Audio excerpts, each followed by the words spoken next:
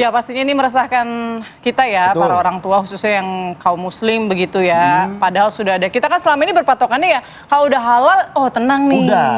Nyaman, Betul. aman dikonsumsi anak-anak. Apalagi ini semuanya adalah produk anak-anak gitu ya. Makanan anak-anak, Betul. jajanan anak-anak yang suka kalau gampang ditemui di tempat perbelanjaan, langsung diambil, nggak usah ngomong-ngomong, kadang ngumpet-ngumpet. Kayak yang sering kamu bawa kan?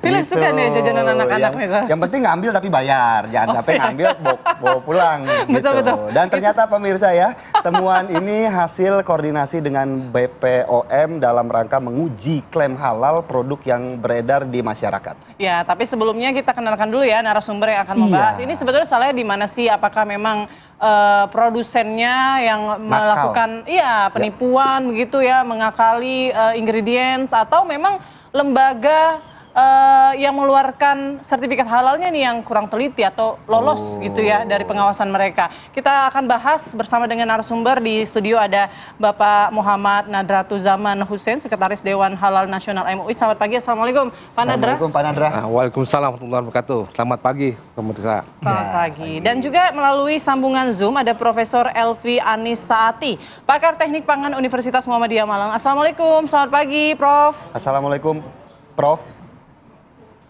Waalaikumsalam warahmatullahi wabarakatuh. Selamat pagi. Baik, sebelum kita menyapa dua narasumber, kita juga akan berikan grafis begitu ya kepada pemirsa bagaimana informasi terkait penemuan produk non halal ya, padahal sudah bersertifikasi halal. Ini adalah produk pangan olahan yang ternyata mengandung babi, pemirsa. Kita bisa lihat ya Putri ya, dari 3 item pertama langsung jajanan anak-anak semua ini.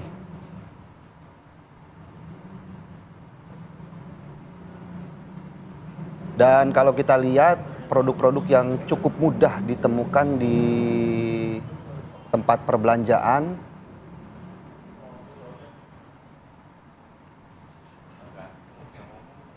Nah ini diperhatikan ya ibu-ibu, bapak-bapak. Betul. Ini jajanan yang sangat mudah kita temui dimanapun ya, di tempat perbelanjaan, di minimarket, bahkan kadang-kadang di warung-warung juga ada. Jadi diperhatikan merek-merek yang sudah kami tampilkan ini untuk nanti diwaspadai, jangan sampai membeli karena sudah pasti mengandung unsur babi. Tapi informasi yang kami dapat juga produk-produk ini sudah hilang di pasaran ya Putri ya. Nanti juga kita akan simak di lapangan bagaimana produk-produk ini apakah masih terus beredar atau memang sudah ditarik dari pasaran. Ya pemirsa, kami akan langsung mengajak Anda untuk berdialog dengan Pak Nadra. Terlebih dahulu Pak Nadra, bagaimana kemudian menanggapi fenomena sertifikasi halal tapi ternyata ditemukan tidak halal. Apa yang kemudian terjadi? Apakah memang fungsi pengawasannya yang lemah? Atau justru ini ada produsen-produsen yang nakal yang kemudian mengakali produk mereka? Ya, terima kasih. Saya sudah diundang oleh TV One ini. Baik. Kita ingin mendudukan ya persoalannya ya, supaya secara objektif, bukan membuat tambah gaduh tentunya ya. Dan kita tahu bahwa jangan sampai masalah sertifikasi halal atau produk halal ini yang ditampilkan yang masalah yang jelek-jeleknya ya. Sehingga kita bilang bad news is a good news ya, bukan seperti itu ya. Tapi kita yang mendudukan gitu. Nah oleh karena itu kalau kita simak dari 9 produk tersebut, ada yang import tanpa sertifikat halal. Nah ini kalau kita mempertanyakannya, kita ini sudah wajib sertifikat halal sebenarnya. Sejak 2014 undang-undang itu keluar, 2019 harusnya sudah wajib. Tapi pemerintah memundurkan menjadi 2024 sekarang 2025. Tapi untuk yang kecil-kecil, yang mikro dan ultra mikro itu masih juga diperpanjang jadi 2026. Nah jadi pertanyaannya bagaimana kontrol ya produk ini beredar kok bisa lolos tanpa sertifikat halal. Jadi wajib sertifikat halalnya dipertanyakan sampai di mana pengawasannya. Nah kalau pengawasan ini kan mulai dari bea cukai ya dan pemerintah sendiri, Kementerian Perdagangan, si pengimpor dan lain-lain. Nah itu yang harus kita menjadi pertanyaan besar. Seperti apa sih mereka cara kontrolnya? Sementara sudah wajib sertifikasi halal. Karena apa? Karena dalam undang-undang itu, kenapa ada wajib sertifikasi halal? Untuk kenyamanan. Untuk kenyamanan, keamanan, keselamatan dan kepastian hukum dari konsumen muslim. Jadi ini kan niatnya seperti itu kan ya. Nah, itu yang pertama kita mempertanyakan. Yang kedua adalah sertifikasi itu dilakukan di negara asal, yaitu negara Cina, yang lembaganya sudah diakui oleh BPJPH. Nah, dan mereka kalau ada sertifikat halal, pengimpor ini harus meregistrasi. Nah, registrasi ini kita mempertanyakan apakah hanya administrasi, ada sertifikat halal langsung diregistrasi begitu, atau memang ada scientific judgment, ada penilaian dari ahli-ahli kita, yang ahli pangan. Nah, atau juga ada ulama juga yang ikut juga menilai. Karena begini, karena produk yang di luar negeri, pengalaman saya, kalau yang bahan bakunya dari enzimatik, dari enzim, dari tubuh hewan, itu kadang-kadang nggak diketahui oleh lembaga sertifikasi tersebut. Karena kemampuan teknologinya kurang. Oke, tapi kalau kata BPJPH, sebetulnya kan ini mereka bukan temuan baru. Jadi sebetulnya 3 bulan sebelumnya sudah melakukan kajian lah begitu, penelitian lebih lanjut untuk lebih memastikan ini benerankah mengandung unsur babi. Tapi apakah nggak sebaiknya, kalau memang ada kecurigaan, kenapa nggak ditarik aja dulu? Ya, seharusnya preventif itu bukan sudah beredar. Harusnya di poin pabriknya. Jadi maksudnya kalau misalnya di Indonesia, sudah sertifikat halal. Nah, oleh karena itu sebenarnya ada aturan yang mengatakan internal halal auditor atau penyelia halal itu harus bekerja dengan baik. Jadi pengawasan tuh yang paling penting preventif. Kalau sudah beredar kan artinya sudah eksternal, sudah sulit juga nariknya. Gitu. Sudah sulit, dan ini kan bicaranya masalah ekonomi. Dan kalau undang-undang perlindungan konsumen dan undang-undang pangan itu ada unsur penipuan karena labelnya halal tapi tidak halal. Dan kalau ini kan dianggap sudah pidana, jadi tidak bisa. Yang bertanggung jawab siapa? Ya kalau ini karena pemerintah menyebut dia yang menjamin. Badan Penyelenggara Jaminan Produk Halal. Berarti yang menjamin siapa? Pemerintah. Oleh karena itulah pemerintah ini harus bertanggung jawab. Tapi kita akan mengatakan ini kan harus dibangun sistemnya. Tidak bisa pemerintah begitu saja, ya kan dia harus dibantu. Nah, sistemnya itu adalah di level perusahaan pabriknya itu. Harus ada internal halal auditor dan harus ada sistem jaminan produk halalnya atau halal assurance sistemnya. Nah, ini yang saya lihat tidak dilakukan. Kenapa? Karena sertifikat halal ini seumur hidup sekarang. Dulu 4 tahun sekali. Nah, kalau orang seumur hidup dia udah lupa nih. Baik, Pak Nadra. Ya kan terlalu lama dia jadi disebut halal terus gitu ya. Nah, Pak Nadra, kita langsung ke Prof. Elvi. Prof. Elvi tadi menarik bahwa ada kandungan menurut Pak Nadra begitu ya, yang dari enzim yang cukup sulit untuk diketahui apakah ini mengandung kandungan babi atau enggak. Menurut Prof. Elvi seperti apa? Jadi kalau saya, ini kan sebenarnya adalah sebuah ketidakinginan bersama ya. Jadi proses sertifikasi halal tadi sudah dijelaskan oleh Prof. Nadra. Tapi kemudian setelah sertifikasi halal itu muncul, ternyata ada sampling yang dilakukan oleh petugas yang berwenang, dalam hal ini adalah BPOM dan BPJPH, itu mengandung babi. Nah, yang pertama-tama yang ingin saya pertanyakan itu adalah, satu, mohon maaf sekali, memang urusan halal ini tidak hanya materi saja yang tampak oleh mata, tetapi harus dipertanggungjawabkan secara spiritual, jadi dunia akhirat. Kejujuran itu penting, yang pertama itu.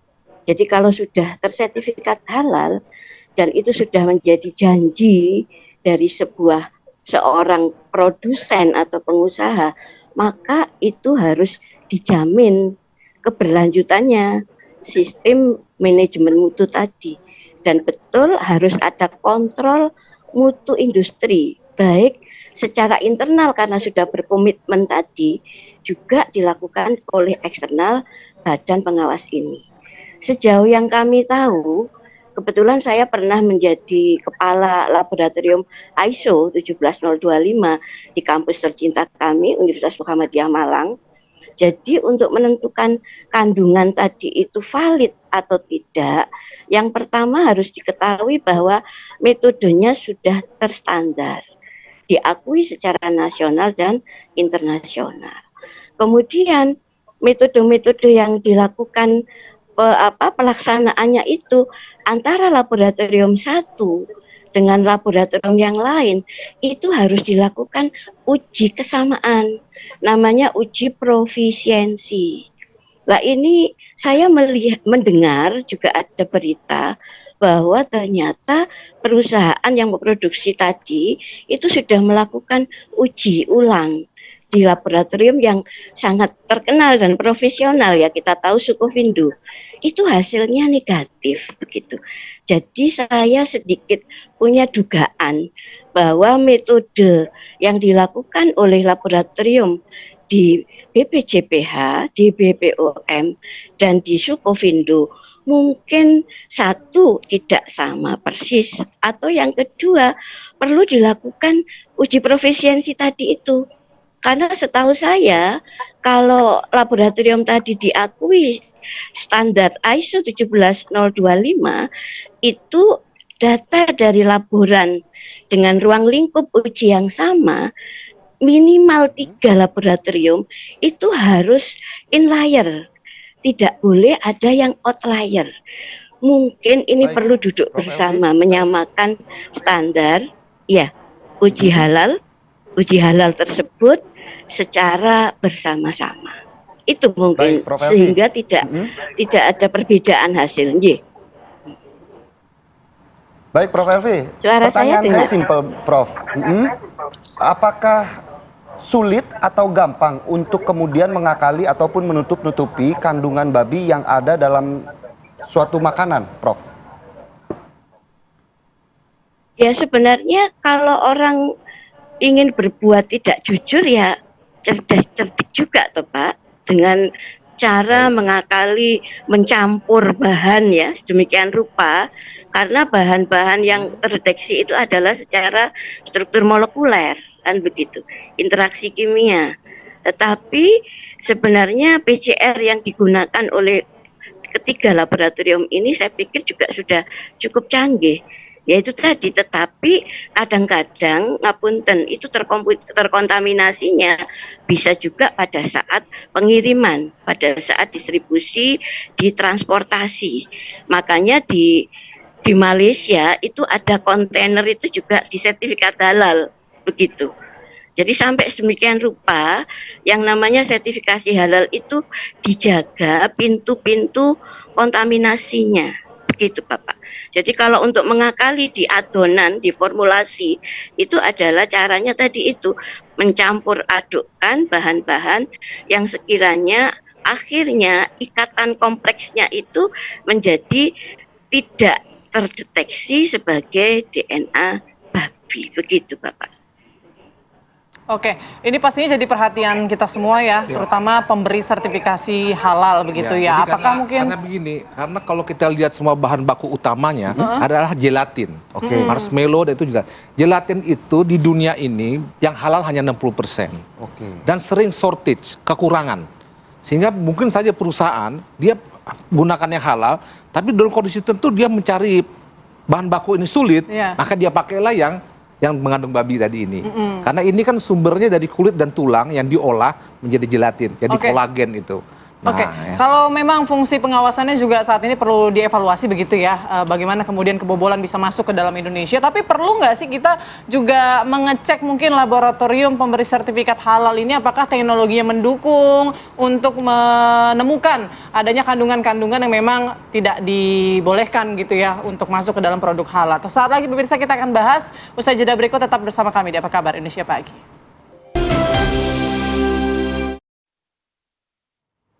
Ya, kembali di Apa Kabar Indonesia Pagi, pemirsa. Langsung saja ke Pak Nadra. Pak Nadra, kalau memang semua harus dievaluasi, perlukah evaluasinya ini sampai ke laboratorium pemberi sertifikat halal, mengingat ternyata masih kebobolan juga nih, ada bahan-bahan haram begitu ya, yang masuk dalam produk halal?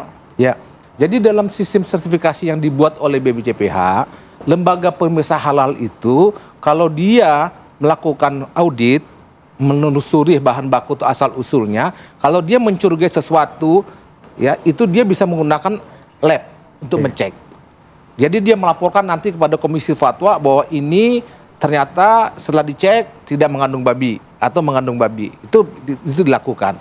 Hanya saja yang menjadi persoalan ini lab-lab ini tidak tersedia banyak. hanya di beberapa tempat saja yang bisa melakukan itu, harus diakreditasi dan lain-lain. Dengan teknologi yang lebih canggih, lebih canggih gitu ya? dengan biasanya dengan PCR, DNA itu.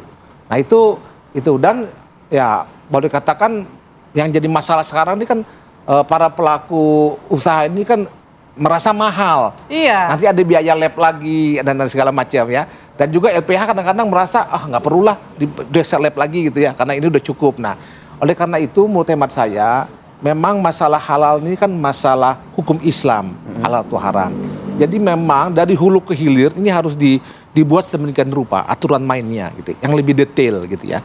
Jadi kita nggak bisa lagi ya asal jalan begitu aja gitu. Itu harapan saya seperti itu. Dan ada satu lagi yang harus dilakukan, yaitu halal assurance sistemnya.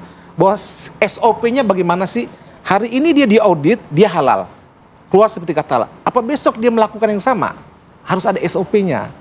Nah, SOP ini juga harus dibuktikan dengan audit lagi. Nah, pengawasan BPJPH harusnya di sini. Nah, pengawasan langsung ke pabrik. Ya. Nah, karena apa? Karena sertifikat halal ini tadi dinyatakan seumur hidup. Sistem surveillance-nya itu tidak ada. Jadi setiap mau ngirim barang cek lagi, setiap barang baru cek lagi, setiap barang baru cek lagi. Jadi jadi jangan sampai kebobolan gitu ya? Iya, nah itu tugasnya BPJPH, bukan tugasnya LPH. Jadi BPJPH sebagai pengawas, karena masyarakat ini LPH kita nggak punya hak untuk melakukan pengawasan, kan pemerintah yang melakukan pengawasan. Kita nggak punya hak. Ya kita bisa dituntut kalau kita coba nanti kita dianggap liar kan gitu. Jadi yang berhak itu mengawasi adalah pemerintah, dalam hal ini BPJPH. Oleh karena itu dia harus proaktif memang, jangan menunggu Badan POM, ya kan? Harusnya mereka. Nah, sistemnya itu harus dibangun. Sampai saat sekarang itu belum ada sistem yang saya lihat. Ya, ini kan kepercayaan publik ya. Ya, betul. Jadinya minim begitu. Betul. Lalu pembenahan seperti apa Pak Nadra yang harus dilakukan dalam waktu dekat ini untuk artinya mengembalikan kepercayaan publik begitu? Ya, artinya nih sekarang harus mengambil pelajaran. Dan ini bukan sekali. Betul. Dulu tahun ada asam glutamik yang vetsin itu ya dapat sertifikat halal, dia tidak halal. Sudah banyak kasus-kasus ini. Jadi menurut saya kalau seandainya kasus-kasus ini tidak diatasi, muncul lagi, orang bertanya buat apa sertifikat halal? Ya. Tapi kita meragukan kan gitu, nggak ada trust kan gitu. Nah, oleh karena itu saya mengusulkan bahwa penjaminan sertifikat halal ini harus dilakukan oleh pemerintah dengan pengawasan ketat. Lalu bagaimana peran masyarakat sekarang? Nah, saya menginginkan masalah sertifikat halal ini harus melibatkan ormas Islam. Karena ormas Islam ini ada sampai level kecamatan kepengurusannya. Oleh karena itu saya menganjurkan bahwa yang melakukan sertifikasi itu bukan BPJPH lagi, tapi adalah lembaga sertifikasi yang berbasis ormas Islam. Atau lembaga-lembaga seperti Sukovindo, SRI, dan lain-lain itu boleh melakukan. Atau lembaga pemerintah di perindustrian. Tapi jangan lagi BPJPH ini menjadi lembaga sertifikasi. Sekarang mereka lembaga sertifikasi. Berarti pintunya akan semakin banyak dong kalau nanti ormas yang akan mengeluarkan. Yang jadi pengawas oleh BPJPH. Kalau sekarang dia lembaga sertifikasi dan juga lembaga pengawas. Jadi ada conflict of interest gitu ya. Kalau yang lembaga sertifikasi ini banyak, tapi ada pengawasan yang ketat, itu akan jalan. Karena apa? Dari 63 juta usaha kecil dan ultramikro, itu baru 3 juta bersertifikat halal yang pengusaha. Jadi masih banyak sekali nih sebenarnya yang belum bersertifikat halal. Nah, saya sih berpendapat bahwa lembaga sertifikasi ini kembalikanlah kepada masyarakat. Kalau dulu MUI, LPPOM masyarakat, sekarang kepada ormas Islam. Serahkan, tapi dibuat aturan yang ketat sehingga BPJPH sebagai pengawas. Itu akan lebih bagus dan akan lebih cepat. Dan ormas Islam, umat Islam sendiri yang melakukan kontrol.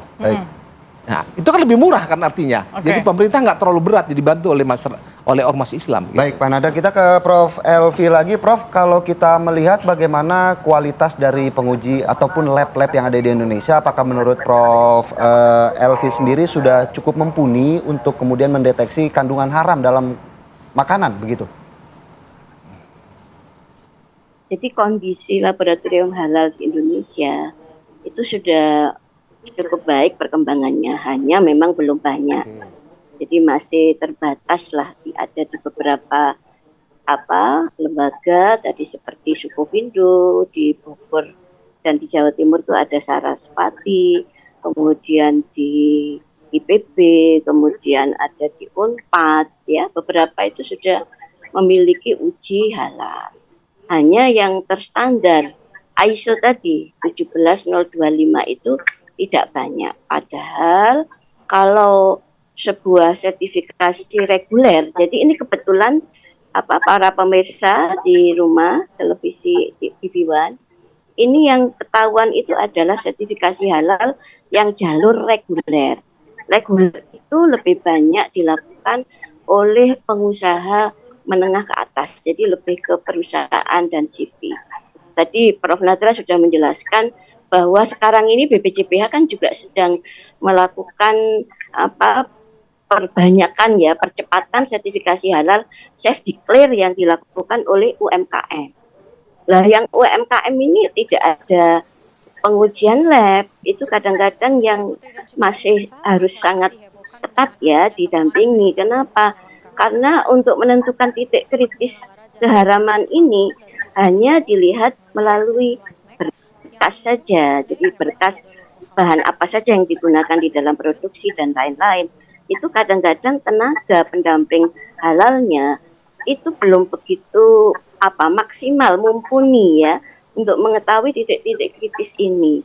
Nah, kalau sertifikasi reguler oleh perusahaan ini karena kebanyakan adalah impor dan ternyata kami deteksi itu perolehan sertifikasi halalnya itu dalam rentang masa Covid waktu itu 2020 sampai 2022. Barangkali saja karena masa Covid itu namanya audiensi, visitasi, akreditasinya itu melalui daring, sehingga pengecekan dari bahan-bahan dari hulu sampai hilir tadi, dari bahan baku, processing, kemudian kalau laboratorium ini kan sangat penting karena hasilnya ini menentukan sidang fatwa dari MUI tadi yang diceritakan oleh Prof. Nadra. Kalau dikatakan, oh ini sudah hijau lampunya, tidak ada keharaman, maka dilanjutkan. Lah labelisasi ini tugasnya adalah BPOM, Bapak Ibu sekalian.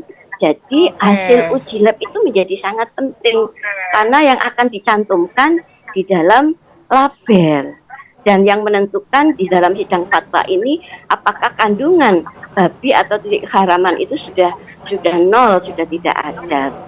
Nah, tadi karena terbatasnya laboratorium di Indonesia, maka analisa biayanya juga memang relatif mahal untuk ukuran UMKM atau UKM menengah ke bawah.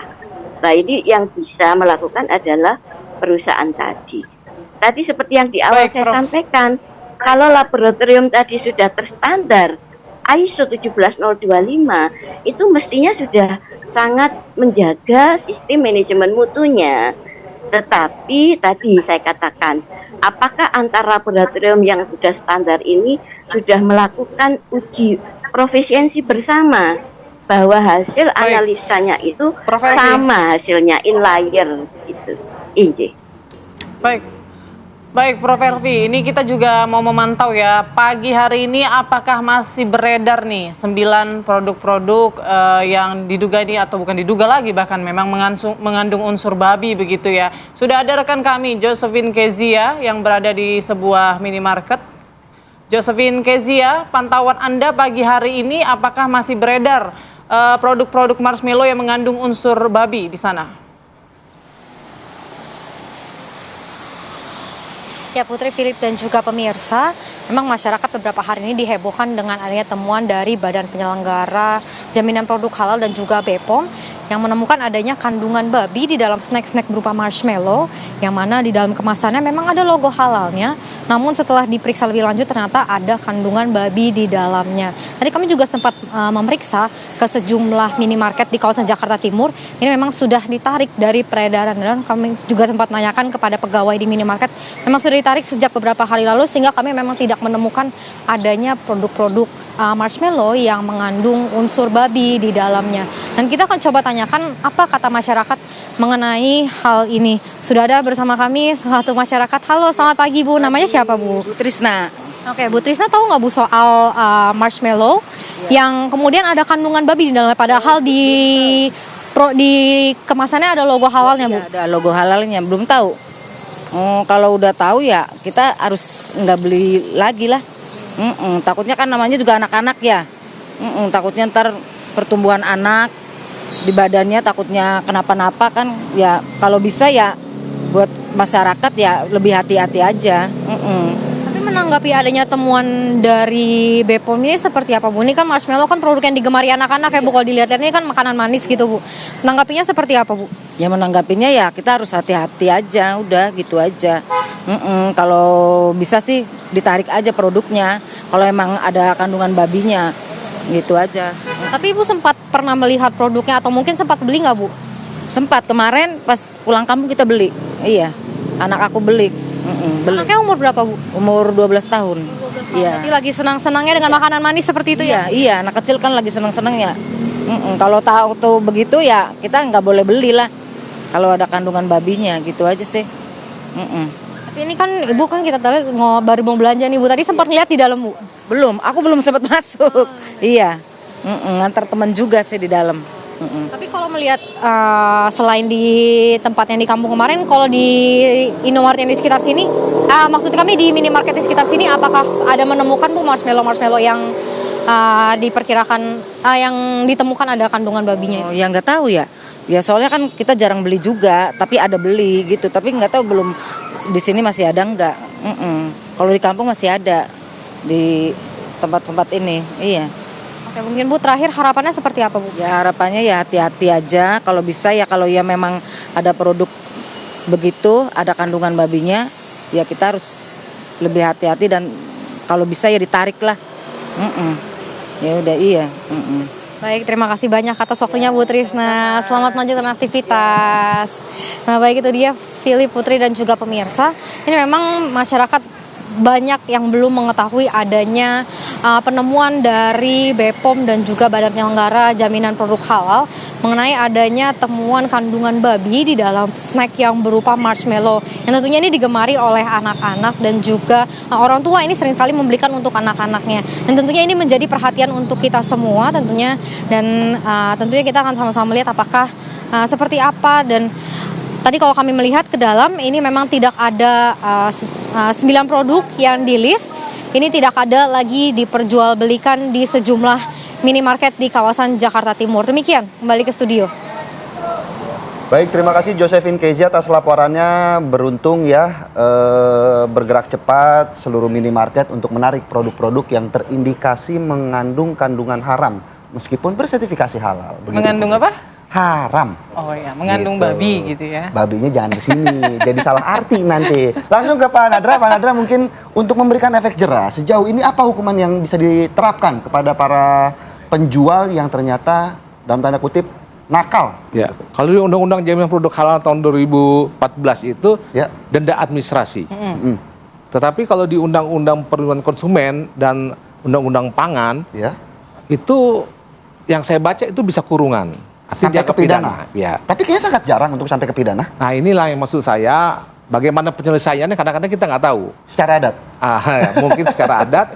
Artinya begini, kita sebenarnya ingin para pengusaha itu ada efek jerah. Dan harus melihat bahwa ini bentuk perlindungan konsumen. Betul. Ya. Dan kita sudah berani ada wajib sertifikat halal. Kan wajib itu kan kalau tidak dilakukan salah. Nah oleh karena itulah muktemat saya, ini tugas berat pemerintah sebenarnya. Apalagi sekarang BPJPH itu levelnya udah setingkat menteri gitu ya. Tetapi kantornya tidak ada di daerah-daerah. Ini juga jadi persoalan komunikasi ya. Jadi ya kalau mau dibuat seperti itu ya harusnya memang sosialisasi, literasinya dan semuanya harus digarap dengan baik. Sehingga kesadaran ini juga muncul di masyarakat, sehingga masyarakat juga ikut menjaga ya, mengontrol juga. Makanya saya bilang ormas Islam ini harus dilibatkan. Ya kan nggak bisa BPJPH kerja sendiri gitu. Dan masyarakat bisa melaporkannya sehingga pengawasan itu lebih efektif gitu. Terlalu mahal pengawasan ini. Indonesia ini begitu luas ya. Dan produk yang ada ini kan boleh katakan perusahaan ini kan kalau yang ultra mikro itu kan 63 juta. Kalau yang menengah dan besar itu kan sekitar 1,5 juta. Ini kan besar sekali ya. Bukan kerja mudah. Menurut saya. Untuk usia ataupun jangka waktu sertifikat halalnya, apakah Anda seumur hidup sekarang. Tapi Anda punya apa ya, usulan mungkin rekomendasi untuk dibikin mungkin per tahun misalnya. Ya, kalau di undang-undang itu dulu disebut 4 tahun sekali. Dulu waktu MUI 2 tahun sekali. Dengan harapan bahwa itu untuk mengingatkan terus bagi pengusaha. Tapi isu yang bergeser adalah jangan sampai sertifikat halal ini menimbulkan biaya kepada pengusaha sehingga dibuat seumur hidup. Padahal kalau di ISO itu lebih mahal daripada sertifikat halal. Sifat-sifat lain lagi. Nah, jadi dan lebih sulit lagi. Lebih sulit lagi dan perlu bayar konsultan dan lain. Jadi kadang-kadang saya juga tidak mengerti kalau isu sertifikat halal ini suka dikaitkan dengan mahalnya gitu ya. Nah, oleh karena itu menurut hemat saya memang kita harus menundukkan masalah ini secara objektif lah ya, secara fair gitu ya. Sebenarnya bagaimana sebenarnya sistem pengawasan, sistem sertifikasi dibuat sistem yang baik gitu. Dan sekarang ini IT digitalisasi harus berkembang. Ya, Pak Nadra kalau yang sudah terlanjur mengkonsumsi gimana dong Pak Nadra? Ya kalau orang nggak tahu kan hukumnya bebas ya. Yang berdosa ya BPJPH. Baik, jadi, Prof. Pak Nadra yang ngomong ya, saya lupa saya. Jadi saya bilang dengan kepala BPJPH, saya pernah bertemu, ya Anda hati-hati, Anda yang masuk neraka duluan. Karena Anda yang menjaminkan kan gitu. Betul. Ya saya terus terang aja ngomong begitu. Karena ini halal atau haram itu hukum. Jadi jangan sampai, dan kalau dalam Islam itu dia doanya nggak diterima sampai 28 hari gitu ya. Jadi ini berat sebenarnya gitu. Oke, baik. Mungkin terakhir Prof. Elvi tanggapannya dengan fenomena ini harapannya sedikit saja. Ya, jadi mungkin ini evaluasi buat kita bersama ya, termasuk tadi ibu-ibu ya kita, karena untuk menjaga sumber daya manusia yang itu kan juga harus punya keimanan, ketakwaan dengan mengkonsumsi makanan yang halal dan thayyib tadi. Jadi dalam strategi seorang konsumen melihat sesuatu produk itu harus dilihat. Kalau BPOM itu menyarankan lihatlah dengan metode klik. 1, lihat kemasannya, kemudian yang kedua lihat labelnya, yang ketiga lihat izin edarnya, yang keempat lihat kadaluarsanya. Tapi bagi MUI, bagi dulu LPPOM MUI yang sudah mengawal sertifikasi halal itu cukup lama ya, hampir 30-an tahun, itu adalah halalnya, sertifikat halalnya yang terlebih dahulu ya, seperti produk ini itu harus konsumen itu harus melihat sertifikat halalnya terlebih dahulu. Meskipun ya tadi itu kejadian seperti ini, kembali lagi ya, ini katakan Sukovindo itu mengatakan negatif ya para pemirsa. Jadi ini sepertinya masih ada perguliran perkembangan nanti ini. Bisa jadi perusahaan tadi menanyakan kembali apakah uji yang dilakukan oleh BPJPH dan BPOM itu memiliki standarisasi uji yang sama dengan yang dilakukan oleh Sukovindo. Tetapi saya menekankan di sini, maka para konsumen dan bangsa kita itu harus mengutamakan produk dalam negeri. Karena ini terbukti bahwa yang kejadian seperti ini didominasi karena itu adalah produk impor. Jadi carilah produk halal yang produksi dalam negeri. Yang kedua, kalau bisa kita kenal produsennya dari tetangga sendiri, dari saudara sendiri. Mudah-mudahan ini menjadi tips yang efektif ya untuk mencegah terkonsumsinya kita dari barang yang haram. Terima kasih. Baik, Prof. Elvi. Semangat, terima kasih atas penjelasannya. Dan tentunya kita berharap juga ya, Prof, ini menjadi produk terakhir yang ditarik begitu ya, ada 9 dan tidak lagi beredar kandungan-kandungan haram dalam makanan yang halal. Terima kasih Prof. Elvi dan juga Pak Nadra. Ya, terima kasih. Ini mudah-mudahan ini bisa lebih memperjelas masyarakat lah. Betul. Jangan dengan ada acara ini menjadi tambah gaduh. Gitu. Pak Nadra. Semoga tidak ada lagi kandungan taruh. Saya kalau ngeliat bajunya Putri soalnya pink, jadi mendingan kandungan haram aja. Pas banget kalau saya ngomong babi nanti takutnya jadi salah diksi saya. Terima kasih Pak Nadra dan juga Prof. Elvi.